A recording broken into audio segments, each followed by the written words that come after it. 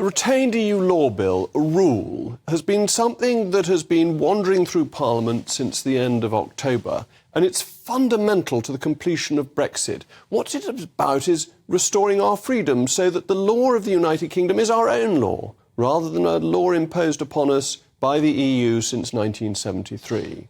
And the question is, are we now getting, instead of the roast beef of the full Brexit that we were hoping for, with roast potatoes and Yorkshire pudding and lashings of gravy, merely thin gruel, as rumours come out, reported in the Daily Telegraph, that instead of 4,000 rules going to be got rid of, only 800 will be removed. Because actually, if you think of the complaints people had about the EU over the decades, it was often about the detailed pettifogging rules interfering in every aspect of our lives. Things like how strong a hoover could be when it was doing its dutiful hoovering business. It's that type of rule that makes us less economically adaptable, but also has just been annoying to people. Why do we have to have rules that interfere in the minutiae of our lives? And these 4,000, and they include all sorts of things. They include the energy trading scheme, which is making our heavy industry fundamentally inefficient. They include all the product standards. They include a whole range of DEFRA-related rules that have blighted people's lives and been such a nuisance for farmers.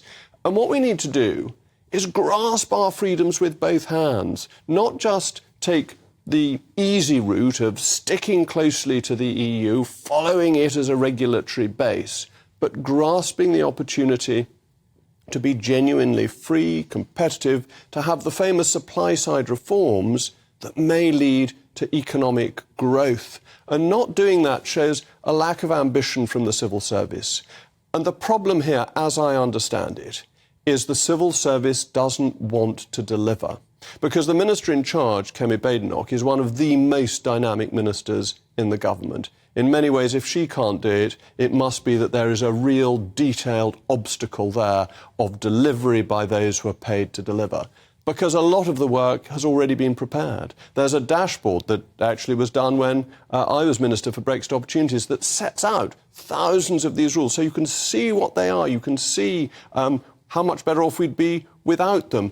Every rule, when it was introduced, would have had the details set out in an explanatory memorandum. All of these are stored away, and instead we're getting inertia from the civil service, and we're getting scare stories with people saying we won't have employment rights and we won't have other protections. But bear in mind, Holidays with Pay Act was 1938. The Sale of Goods Act was even earlier, in 1893. Our rights have always predated and go above the European Union. 14 weeks maternity leave required by the EU, 39 weeks in the UK.